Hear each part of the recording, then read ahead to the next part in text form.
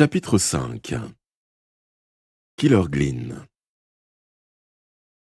Quand nous arrivâmes au manoir de Farrell Shay, l'épouvanteur marchait le long large devant le portail, la mine anxieuse. « Où étiez-vous » explosa-t-il. « Voici une heure que je vous attends. Je vous avais pourtant recommandé de ne pas vous éloigner du domaine. J'ai cru qu'il vous était arrivé quelque chose. » « Nous ne sommes pas allés très loin, protestai-je, on a discuté, c'est tout. Alice a contacté Grimalkin, elle est en route. C'est une bonne nouvelle, non ?» Bien sûr, je gardais les autres informations sous silence. L'idée de collaborer avec la sorcière perturbait suffisamment mon maître. Inutile de lui apprendre ce qu'elle avait fait subir au commandant des troupes ennemies. Il parut un peu rasséréné. « Certes, petit, c'est une bonne nouvelle. Les décisions ont été prises en votre absence. On en a parlé au petit déjeuner, mais tu avais la tête ailleurs. Dans 2 ans, tu auras achevé ton apprentissage. Tu seras toi-même épouvanteur. Il est temps que tu commences à raisonner et à agir en épouvanteur. Descends un peu de tes nuages. » Je baissai le nez, désolé de l'avoir déçu. « Qu'avez-vous prévu ?» demandai-je. Jusqu'alors, les propriétaires de la maison ont attaqué les mages, juste avant le rituel du bouc, quand ils avaient quitté le fort et marché vers Killer Glynn. Cette fois, ce sera différent. D'après Farrell Shay, les mages ne viendront pas en ville avant 1 semaine. Mais ils envoient toujours des éclaireurs pour leur retenir des logements et bâtir la plateforme nécessaire au rituel. Des hommes de Shay vont se cacher à Killer Glynn et les prendre par surprise. Nous irons avec eux. Le but est de capturer l'un de ces mages et de l'interroger. Nous tâcherons de découvrir certains secrets de leur cérémonie, peut-être même d'apprendre comment l'arrêter ou l'empêcher. Le plus délicat sera de parvenir à Killer Glynn sans être repéré par les espions des mages. Shay est en train de réunir une 20aine d'autres propriétaires armés. Ils vont patrouiller toute la journée dans les environs pour les sécuriser. « Les mages ne vont-ils pas soupçonner quelque chose ?» demandai-je. « Si, mais ils ne sauront pas quoi.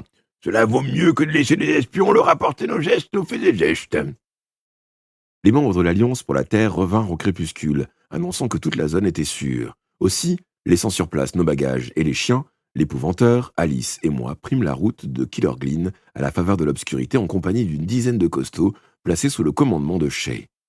Nous allions à pied à travers la montagne. Une pluie froide et serrée transformait en bout de la terre du chemin.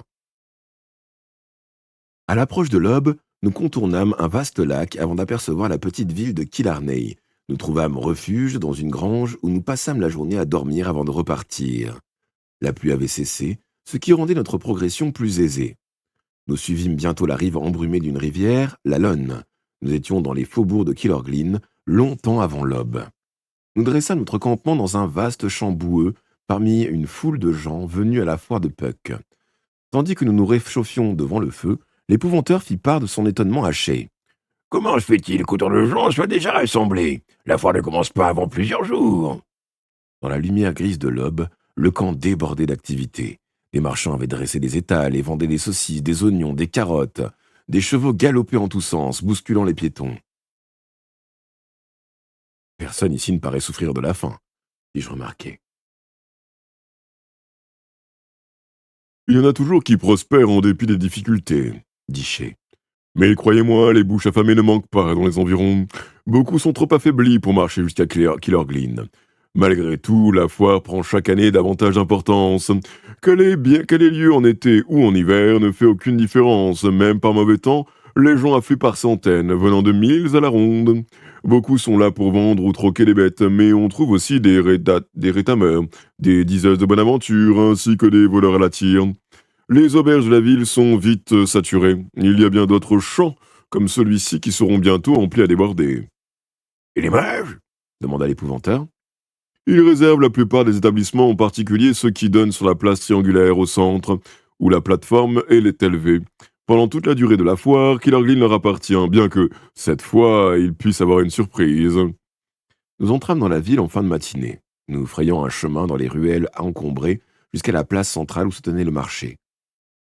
Les étals se serraient étroitement sur les pavés, au cœur de Killer Glynn.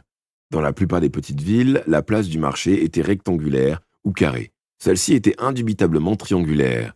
De là partait une rue qui descendait en pente raide vers un pont enjambant la rivière. Shay dissimulait ses élégants vêtements sous un manteau de grosse laine et personne ne fit attention à lui. Nous nous mêlâmes à la foule pendant qu'il retenait une chambre dans la plus minable des auberges donnant sur le marché.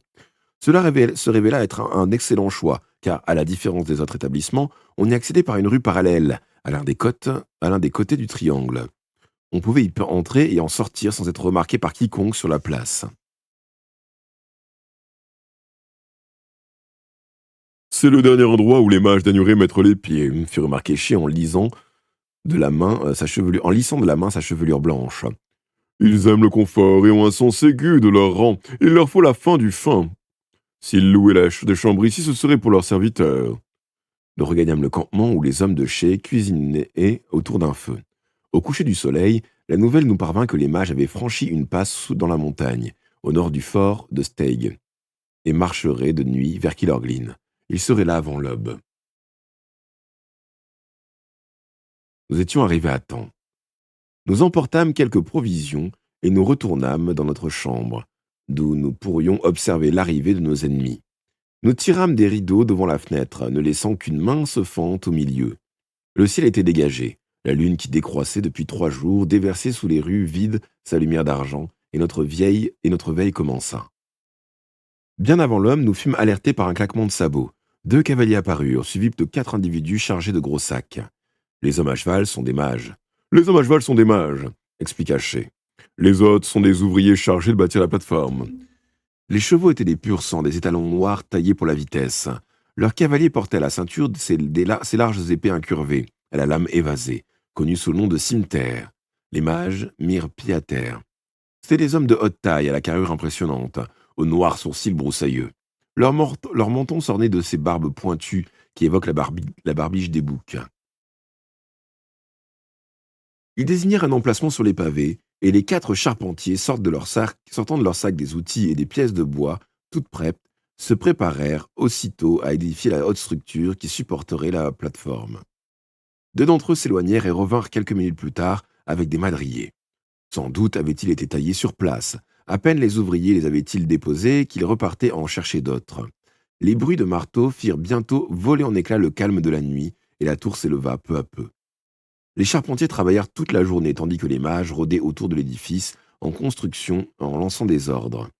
Les habitants de Kilorglin ne se montrèrent pas. Aucun étal ne fut dressé sur la place ce jour-là. C'est par peur des mages que le marché n'a pas lieu aujourd'hui, demandai-je. Ah, les gens ont peur, c'est certain, répondit Shay. Pendant l'édification de la plateforme, ils se tiennent à l'écart. Mais dès que le bouc est en position, ils reviennent et le marché est plus animé que jamais. Le vin et la bière y sont sans doute pour quelque chose. Beaucoup cherchent dans l'ivresse un moyen d'échapper à l'horreur dans laquelle les mages plongent la ville. Pour d'autres, ces journées marquent l'apogée de l'année, et tous les excès sont permis. À quel moment prévoyez-vous d'enlever l'un des mages? À quel moment prévoyez-vous d'enlever l'un des mages? S'en-t-il épouvanteur. Au crépuscule, et nous brûlerons la tour, ils la reconstruiront, mais ils devront pour cela faire venir de nouveaux matériaux. Cela retardera d'autant plus leurs préparatifs. Mon maître ajouta songeur. Utiliseront-ils la magie noire pour se défendre? Ils essaieront, Shay nous regarda d'un air résolu. mais je suis confiant, unissant nos forces, nous aurons le dessus. J'ai ma chaîne d'argent, déclara l'épouvanteur. Le garçon a la sienne. Elles les ligoteront plus sûrement qu'aucune corde. La chaîne d'argent est aussi efficace contre les mages que contre les sorcières. Nous étions plus nombreux que nos adversaires, et l'élément de surprise jouera en notre faveur. Je remarquai néanmoins une expression anxieuse sur le visage d'Alice. Je l'interrogeai. « Qu'est-ce qui ne va pas ?»« Oh, ce n'est pas l'enlèvement du mage qui m'inquiète.